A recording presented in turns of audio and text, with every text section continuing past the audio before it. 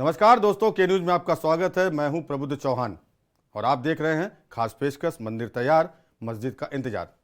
अयोध्या के विवादित स्थल पर सुप्रीम कोर्ट का फैसला 2019 में भले ही हिंदुओं के पक्ष में आ गया था, लेकिन अयोध्या का विवाद 5 सदियों से ज़्यादा समय से चला आ रहा है। विवाद तब से है जब से माना जाता है कि बाबर ने मंदिर तोड़वाकर मस्जिद का निर्माण कराया था।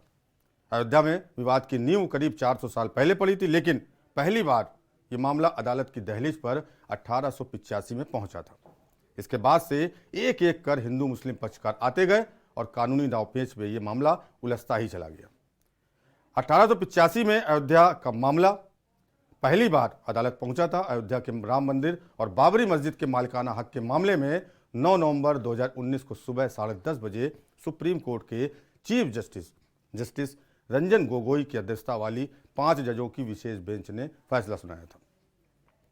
अयोध्या में 2.77 एकड़ विवादित भूमि के 3 पक्षकारों सुन्नी वक्फ बोर्ड, निर्मोही अखाड़ा और राम मंदिर लला विराजमान की दायर अपीलों पर लगातार 40 दिनों तक सुनवाई करने के बाद फैसले को सुरक्षित रख लिया गया, जिसके बाद आखिरकार फैसला आया। आपको बता दें कि मुगल बादशाह बाबर ने के एक सिपहसालार थे मीर बाकी। उन्होंने 1528 में बाबरी मस्जिद का निर्माण कराया। इसके बाद से ही आरोप लगाए जाने लगे कि मंदिरों को तोड़कर मस्जिद बनाई गई। इसे लेकर हिंदू पक्ष का दावा था कि यह जगह भगवान राम की जन्मभूमि है और यहाँ पहले एक मंदिर था। मुगल शासन के दौरान बात ऐसे ही हो रही। उस दौरान की घटनाओं का कोई प्रमाण नहीं मिलता है। जानते हैं अयोध्या का इतिहास और किसने बसाई थी धर्मनगरी। इसके साथ ही मंदिर निर्माण के अलावा मस्जिद निर्माण से जुड़ी कुछ खास बातें। मंदिर मस्जिद विवाद के चलते अयोध्या में पहली बार 1853 में सांप्रदायिक दंगे हुए थे। इसके बाद 1859 में अंग्रेजी प्रशासन ने विवादित जगह के आसपास बाड़ लगा दी थी। हिंदू मुस्लिम दोनों के लिए पूजा की जगह निर्धारित कर दी गई, जिसमें मुस्लिमों को मस्जिद के अंदर और हिंदुओं को बाहर चबूतरे पर पूजा करने की अनुमति मिली। इसके बाद से ये मामला यूं ही चलता रहा। 1885 में बाबरी मस्जिद जन्मभूमि विवाद में निर्मोही अखाड़े के महंत रघुवर दास ने 1885 में फैजाबाद की जिला अदालत में पहली बार याचिका दायर की थी। उन्होंने फैजाबाद कोर्ट से बाबरी मस्जिद के पास ही राम मंदिर निर्माण की इजाजत मांगी। हालांकि अदालत ने महंत की अपील ठुकरा दी। इसके बाद से मामला गहराता गया और सिलसिलेवार तारीखों का जिक्र मिलता है। निर्मोही अखाड़े की पहली अपील अयोध्या विवाद की असल शुरुआत 23 दिसंबर 1949 को हुई, जब भगवान राम की मूर्तियां मस्जिद में पाई गई। हिंदुओं का कहना था कि भगवान राम प्रकट हुए हैं, जबकि मुसलमानों का दावा है कि किसी ने रात में चुपचाप मूर्तियां वहां रख दी। यूपी सरकार ने मूर्तियां हटाने का आदेश दिया, लेकिन हिंदुओं की भावनाओं को भड़कने के डर से इस आदेश को पूरा करने में असमर्थता जताई गई। सरकार ने इसे विवादित स्थल मानकर मस्जिद पर ताला लगवा दिया था। अयोध्या मामले में साल 1950 में फैजाबाद सिविल कोर्ट में 2 अर्जी दाखिल की गई। इसमें एक में रामलला की पूजा की इजाजत और दूसरे में विवादित ढांचे में भगवान राम की मूर्ति रखे जाने की इजाजत मांगी गई। इसके बाद 1959 में निर्मोही अखाड़े ने तीसरी अर्जी दाखिल की, जिसमें निर्मोही अखाड़ा चाहता था कि उसे राम जन्मभूमि का प्रबंधन और पूजन का अधिकार मिले। इसके बाद साल 1961 में यूपी सुन्नी वक्फ बोर्ड ने अर्जी दाखिल कर विवादित जगह के पोजीशन और मूर्तियां हटाने की मांग की। इसके बाद से ये मामला कोर्ट में उलझा रहा।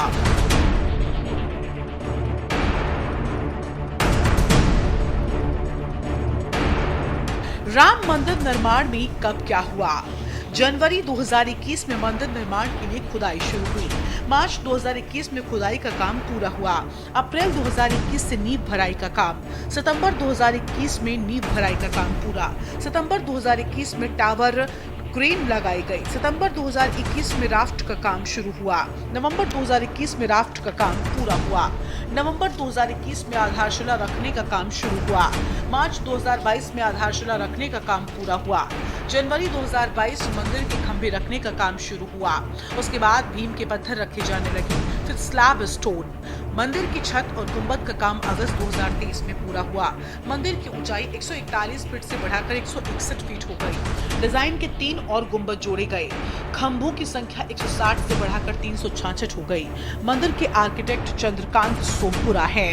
राम मंदिर निर्माण की लागत के बारे में श्री राम जन्मभूमि तीर्थ क्षेत्र के महासचिव चंपत राय का कहना है, भगवान का घर है, राजा महाराजाओं का घर बनता है, कौन कहाँ कीमत जानता है, और वो तो राजाओं की राजा है। हमने उसका विचार छोड़ दिया है। तो भी मान लो कि 1800 करोड़ तक खर्च हो जाए, शायद ज्यादा भी हो सकता है, कुछ कम भी हो सकता है, गणित निरर्थक है।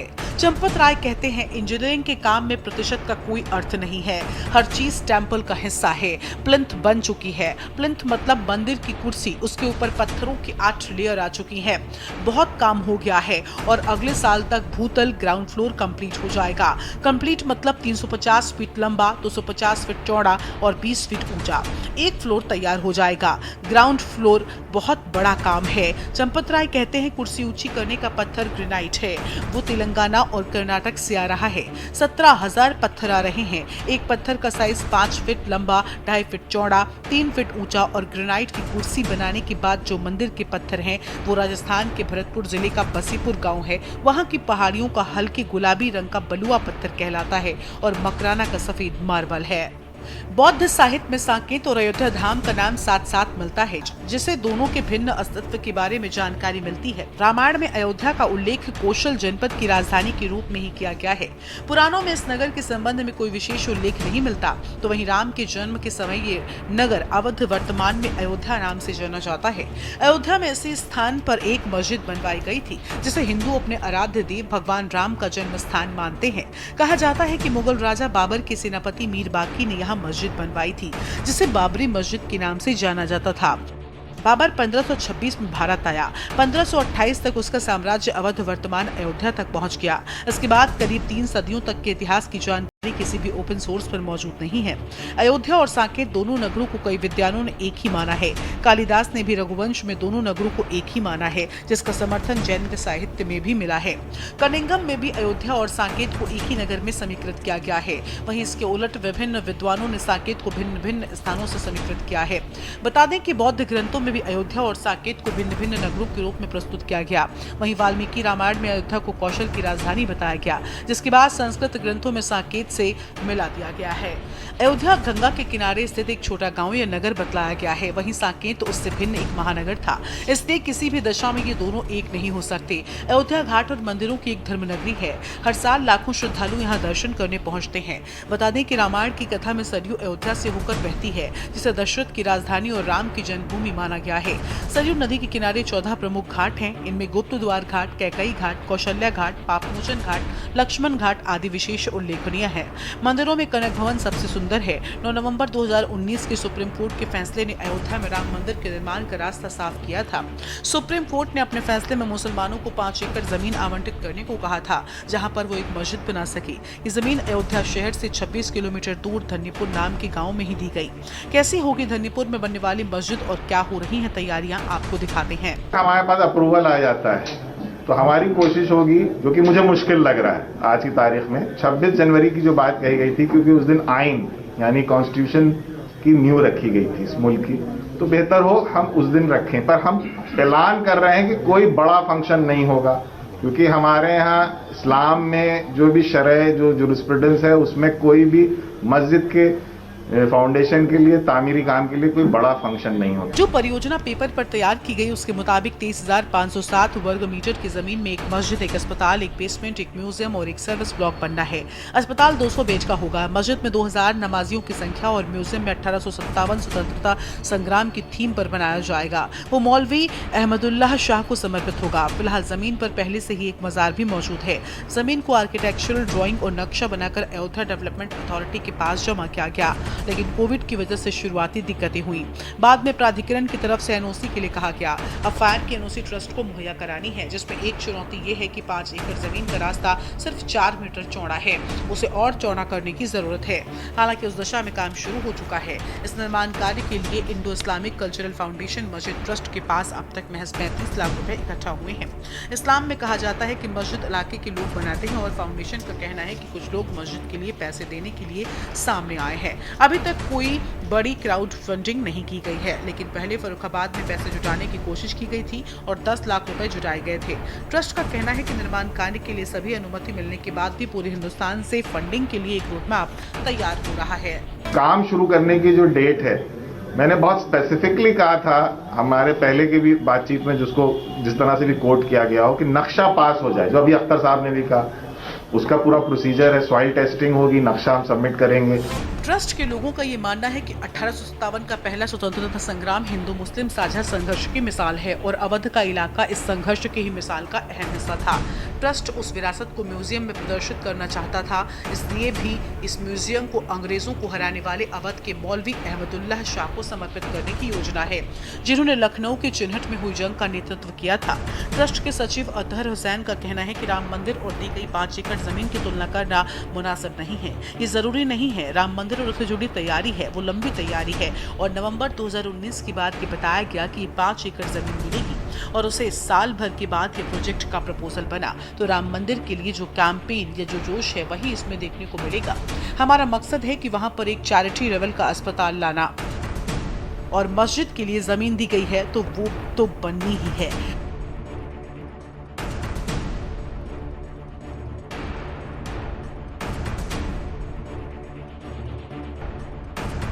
1857 को समर्पित करते हुए हम एक संग्रहालय बनाएंगे। धन्नीपुर में केयरटेकर सोहराब खान से हमने पूछा कि क्या धन्नीपुर भी अयोध्या की तरह आस्था का केंद्र बन पाएगा, तो उन्होंने कहा बहुत से लोग सवाल करते हैं, मीडिया वाले भी आते हैं, पूछते हैं और क्षेत्र के लोग आते हैं या बाहर से कोई भी आता है तो वो भी पूछता है कि सरकार की तरफ से यहाँ विकास के लिए क्या किया जा रहा है। जैसे अयोध्या नगरी में विकास की गंगा बह रही है, यहाँ उस गंगा की एक धारा भी अभी तक नहीं बहाई गई। वही मानना है कि जब अच्छी चीजें बन रही हैं, अस्पताल बनेगा, मस्जिद बनेगी या जो भी बनेगा, बाहर वाले कम से कम आएंगे, गांव का विकास होगा। सब अच्छा सोचते हैं, कोई बुरा नहीं सोचता। क्यों बुरा सोचेगा? उससे क्या घबराहट है? हमें क्या नुकसान है? हमारा अस्पताल से किसी को नुकसान होता है? नहीं होता है ना। लाइब्रेरी से नुकसान होता है? नहीं होता है ना। तो क्या बुरा है? सबसे ज्यादा जो दुश्वारी है इलाके में वो माल न्यूट्रिशन की है, और महिलाओं में और लड़कियों में, तो उसको केटर करने के लिए वो भी है और तमाम वो फैसिलिटीज हैं। मोहम्मद बिन अब्दुल्ला डेवलपमेंट कमेटी के अध्यक्ष हाजी अराफात शेख ने बताया कि अयोध्या में प्रस्तावित मस्जिद में पहली इबादत मक्का के इमाम या इमामे हरम अब्दुल रहमान अल सुदैस की ओर से की जाएगी। इसमें अरब देशों के बड़े नामी मुसलमानों को भी न्योता दिया गया है। हाजी अफरात शेख ने दावा किया है कि इसकी सुंदरता ताजमहल से ज्यादा होगी। जिस दिन ढलेगा तो शाम की नमाज के साथ मस्जिद के फव्वारे भी चलने लगेंगे। सभी धर्म के लोग शांति और सद्भाव के लिए मस्जिद का दीदार करने आएंगे। ताजमहल नहीं जाएंगे, मोहम्मद बिन अब्दुल्ला मस्जिद देखने जरूर आएंगे। ताजमहल से खूबसूरत अगर कोई चीज होगी वो मस्जिद मोहम्मद बिन अब्दुल्ला होगा। ये मस्जिद धार्मिक और तकनीकी का एक संगम होगा। इसमें वजू खाने के पास एक विशाल एक्वेरियम होगा जिसमें महिलाओं और पुरुषों के लिए अलग अलग खंड होंगे। इस मस्जिद की हर एक ईंट काफी खास होगी। इसकी ईंट में मस्जिद के नाम के साथ ही कुरान की आयतें भी लिखी होंगी। इसके साथ ही लोग भी दुनिया से रुखसत हो चुके अपनों के नाम की ईंट लगवा सकते हैं। इस मस्जिद में 5000 पुरुष और 4000 महिलाओं समेत 9000 लोग एक साथ नमाज अदा कर सकेंगे। ये 5 मीनारी मस्जिद होगी। 5 स्तंभ नमाज, रोजी, ज़कात, तौहीद और हज के प्रतीक होंगे। इस मस्जिद के साथ ही अतिरिक्त भूमि खरीद कर यहाँ चिकित्सा, शैक्षिक और सामाजिक सुविधाओं की भी व्यवस्था की जाएगी। यहाँ एक 500 बेड वाला कैंसर अस्पताल, स्कूल और लॉ कॉलेज के साथ ही एक संग्रहालय और एक पुस्तकालय भी होगा। इसके साथ ही एक पूरी तरह से शाकाहारी रसोई भी यहाँ पर होगी जहाँ मुफ्त में भोजन दिया जाएगा। हाजी अराफात ने बताया कि इस मस्जिद में दुनिया की सबसे बड़ी कुरान होगी। ये कुरान 21 फीट ऊंची और 36 फीट चौड़ी होगी। इस कुरान का रंग भगवा होगा। इसे सूफी संत चिश्ती का रंग कहते हैं, जिन्हें मुसलमान और हिंदू दोनों ही मानते हैं। और यहाँ रुकेंगे एक ब्रेक के लिए। ब्रेक के बाद आपको बताएंगे राम मंदिर की प्राण प्रतिष्ठा को लेकर की जा रही तैयारियों की। आप देख रहे हैं के न्यूज, खबरों का सारथी। के बाद आपका स्वागत है। अयोध्या में राम मंदिर लगभग बनकर तैयार है। इसमें 22 जनवरी 2024 को श्री राम लला की मूर्ति की प्राण प्रतिष्ठा होगी। इस कार्यक्रम में पीएम नरेंद्र मोदी भी शामिल होंगे। वहीं राम मंदिर से लगभग 26 किलोमीटर दूर अयोध्या के धन्नीपुर में मोहम्मद बिन अब्दुल्लाह मस्जिद बन रही है। इस मस्जिद को लेकर दावा किया जा रहा है कि ये ताजमहल से भी ज़्यादा खूबसूरत होगी। अयोध्या राम मंदिर विवाद के फैसले में सुप्रीम कोर्ट के आदेश पर उत्तर प्रदेश सरकार ने अयोध्या में मुसलमानों को मस्जिद के लिए ज़मीन दी है। इस पर निर्माण कार्य भी प्रारंभ है। मस्जिद मोहम्मद बिन अब्दुल्लाह डेवलपमेंट कमेटी के अध्यक्ष मुंबई से बीजेपी नेता हाजी अराफात शेख का कहना है कि अयोध्या में बनने वाली नई मस्जिद भारत की सबसे बड़ी मस्जिद होगी और ये ताजमहल से भी ज़्यादा खूबसूरत होगी। अब आपको ग्राफिक्स के माध्यम से बताते हैं कि राम जन्मभूमि और बाबरी मस्जिद विवाद की शुरुआत और विवाद में कब कब क्या क्या हुआ। भगवान राम का जन्म 5114वीं ईस्वी पूर्व को उत्तर प्रदेश के अयोध्या नगर में हुआ था। जैन धर्म के प्रथम तीर्थकर भगवान ऋषभदेव का जन्म भी अयोध्या में हुआ था। आक्रांताओं के आने के पहले यहाँ हिंदू, जैन और बौद्ध धर्म के सैकड़ों मंदिर और स्तूप थे। तथ्य कहते हैं कि विदेशी आक्रांता बाबर के आदेश पर मस्जिद का निर्माण किया गया। 1527 और 28 में राम जन्मभूमि पर बने राम मंदिर को तोड़कर मस्जिद का निर्माण किया गया। कालांतर में बाबर के नाम पर ही इस मस्जिद का नाम बाबरी मस्जिद रखा गया। जब मंदिर तोड़ा जा रहा था तब मंदिर पर महात्मा श्यामानंद जी महाराज का अधिकार था। भीटी के राजा महताब सिंह बद्रीनारायण ने मंदिर की बचाने के लिए बाबर से युद्ध लड़ा। कई दिनों तक युद्ध चला और अंत में हजारों वीर सैनिक शहीद हो गए। इतिहासकार कनिंघम ने लखनऊ गजेटियर के 66वें अंक के प्रश्न 3 पर लिखा है, 1,74,000 हिंदुओं की लाशें गिरने के पश्चात मीरबकीर मंदिर ध्वस्त करने में सफल हुआ। अयोध्या से 6 मील की दूर सनेशु गांव के पंडित देवी दीन पांडे ने रणनीति बनाई थी। आसपास के गांव के सूर्यवंशी शस्त्रियों को एकत्रित किया और फिर से युद्ध हुआ। पंडित देवदीन पांडे सहित हजारों हिंदू शहीद हो गए और बाबर की सेना जीत गई। हसवर के महाराजा रणविजय सिंह ने सिर्फ हजारों सैनिकों के साथ मीरबाकी से युद्ध किया। विशाल और शस्त्रों से सुसज्जित बकी की सेना से रामलला को मुक्त कराने के लिए आक्रमण किया, लेकिन महाराज सहित जन्मभूमि के रक्षार्थ सभी वीरगति को प्राप्त हो गए। स्वर्गीय महाराज रणविजय सिंह की पत्नी रानी जय राजकुमारी हंसवर ने बीड़ा उठाया। अपने पति की वीरगति के बाद खुद जन्मभूमि की रक्षा का बीड़ा उठाया। 3000 नारियों की सेना लेकर उन्हें जन्मभूमि पर हमला बोल दिया। स्वामी महेश्वरानंद जी ने सन्यासियों की सेना बनाई। रानी जयराज कुमारी हंसवर के नेतृत्व में युद्ध का हमला रहा। हुमायूं की सेना से युद्ध में स्वामी और रानी जयराज कुमारी शहीद हो गए। बची हुई सेना भी शहीद हो गई और जन्मभूमि पर पुनः मुगलों का अधिकार हो गया। मुगल शासक अकबर के काल में शाही सेना हर दिन इस युद्ध से कमजोर हो रही थी। अकबर ने बीरबर और टोडरमल के कहने पर चबूतरे पर 3 फीट का छोटा मंदिर बनवा दिया। अकबर की इस कूटनीति से कुछ दिनों के लिए जन्मभूमि में रक्त नहीं बहा। यही क्रम शाहजहां के शासनकाल के समय भी चलता रहा। फिर औरंगजेब के काल में भयंकर दमन चलाकर हिंदुओं को मारे जाने लगा। उत्तर भारत से हिंदुओं की संपूर्ण सफाई का संकल्प किया गया। उन्होंने लगभग 10 बार अयोध्या के मंदिरों को तोड़ने का अभियान चलाया। यहाँ के सभी प्रमुख मंदिरों और उनकी मूर्तियों को तोड़ डाला गया। औरंगजेब के समय में समर्थ गुरु श्री रामदास जी महाराज ने युद्ध लड़ा था। शिष्य श्री वैष्णव दास जी ने जन्मभूमि को मुक्त कराने के लिए 30 बार आक्रमण किया। नास्टीन हैदर के समय मकरही के राजा के नेतृत्व में आक्रमण किए गए जन्मभूमि के लिए हिंदुओं के फिर 3 आक्रमण हुए। बड़ी संख्या में हिंदू मारे गए। संग्राम में भीटी, हंसवर, मकरही, खजूरहट, दीपरा, नमेठी के राजा गुरदन सिंह शामिल थे। हारती हुई हिंदू सेना के साथ वीर चिमटाचारी साधुओं की सेना आ मिली। इस युद्ध में शाही सेना को हारना पड़ा और जन्मभूमि पर पुनः हिंदुओं का कब्जा हो गया। लेकिन कुछ दिनों के बाद विशाल शाही सेना ने पुनः जन्मभूमि पर अधिकार कर लिया। कब्जा करने के साथ ही सेना ने हजारों राम भक्तों का कत्ल भी कर दिया। नवाब वाजिद अली शाह के समय पुनः हिंदुओं ने जन्मभूमि के लिए आक्रमण किया। फैजाबाद गजेटियर ने कनिंघम में लिखा, इस संग्राम में बहुत ही भयंकर खून खराबा हुआ। 2 दिन और रात होने वाले इस भयंकर युद्ध में सैकड़ों हिंदुओं को मार दिया गया। मारे जाने के बावजूद हिंदुओं ने श्री राम जन्मभूमि पर कब्जा कर लिया। इतिहासकार कनिंघम लिखता है कि अयोध्या का सबसे बड़ा हिंदू मुस्लिम बलवा था। हिंदुओं ने अपना सपना पूरा किया और औरंगजेब द्वारा विध्वंस किए चबूतरे को फिर बनवाया। चबूतरे पर 3 फीट ऊंचे खस के टाट से एक छोटा सा मंदिर बनवा लिया गया। पुनः रामलला की स्थापना की गई, लेकिन मुगलों ने उस पर पुनः अधिकार कर लिया। 1853 में हिंदुओं का आरोप था कि भगवान राम के मंदिर को तोड़कर मस्जिद का निर्माण हुआ। इस मुद्दे पर हिंदुओं और मुसलमानों के बीच पहली हिंसा हुई थी। सन 1857 की आती में बहादुर गाह जफर के समय में बाबा रामचरण दास ने प्रयास किया। एक आमिर के साथ जन्मभूमि के उद्धार का रामचरण दास ने प्रयास किया। कुछ कट्टरपंथी मुसलमानों की पहल स्वीकार नहीं हुई, उनके विरोध किया गया। 18 मार्च 1858 को कुबेरटीला स्थित इमली के पेड़ में दोनों को अंग्रेजों ने फांसी पर लटका दिया। विवाद के चलते 1859 में ब्रिटिश शासकों ने विवादित स्थल पर बाड़ लगा दी थी। परिसर के भीतरी हिस्से में मुसलमानों, बाहरी हिस्सों से हिंदुओं को प्रार्थना की अनुमति दी। 19 जनवरी 1885 को हिंदू महंत रघुवीर दास ने पहली बार इस मामले की पैरवी की। फैजाबाद के न्यायाधीश पंडित हरिकिशन के सामने मामले को रखा गया।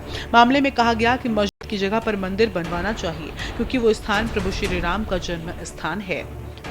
साल 1947 में सरकार ने मुसलमानों को स्थल से दूरी के आदेश दिए। साथ ही मस्जिद के मुख्य द्वार पर ताला डाल दिया गया, जबकि हिंदू श्रद्धालुओं को एक अलग जगह से प्रवेश दिया जाता रहा है। 1949 में भगवान राम की मूर्तियां मस्जिद में पाई गईं। कहते हैं कुछ हिंदुओं ने ये मूर्तियां वहां रखवाई थी। मुसलमानों ने इस पर विरोध व्यक्त किया था। दोनों पक्षों ने अदालत में मुकदमा दायर कर दिया था। सरकार ने स्थल को विवादित घोषित कर ताला लगा दिया। 1984 में कुछ हिंदुओं ने विश्व हिंदू परिषद में तेजी दिखाई। विहिप के नेतृत्व में राम जन्म स्थल को मुक्त कराने का बीड़ा उठाया गया। राम मंदिर का निर्माण करने के लिए एक समिति का गठन किया। इस अभियान का नेतृत्व भाजपा के प्रमुख लालकृष्ण आडवाणी ने संभाला। 1986 में जिला मजिस्ट्रेट ने हिंदुओं को प्रार्थना के लिए आदेश दिया। विवादित मस्जिद के दरवाजे का ताला खोलने का आदेश दिया गया। मुसलमानों ने विरोध में बाबरी मस्जिद संघर्ष समिति का गठन किया। 1989 में विहिप ने राम मंदिर निर्माण के लिए अभियान तेज किया। विहिप ने विवादित स्थल के नजदीक राम मंदिर की नींव रखी। इसी साल इलाहाबाद उच्च न्यायालय ने भी आदेश दिया था। कहा था कि विवादित स्थल के मुख्य द्वार को खोल देना चाहिए और इस जगह को हमेशा के लिए हिंदुओं को दे देना चाहिए। 20 अक्टूबर 1990 को हजारों राम भक्तों ने अयोध्या कूच किया। सीएम मुलायम सिंह द्वारा खड़ी की गई अनेक बाधाओं को पार किया। बाधा पार कर कार सेवकों ने अयोध्या में प्रवेश किया। विवादित ढांचे के ऊपर भगवा ध्वज फहराया गया।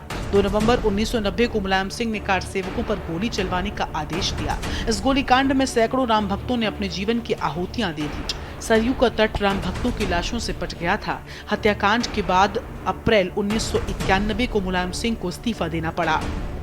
इसके बाद लाखों राम भक्त 6 दिसंबर को कार सेवा हेतु अयोध्या पहुंचे। 6 दिसंबर 1992 को बाबरी मस्जिद का ढांचा ढहा दिया गया।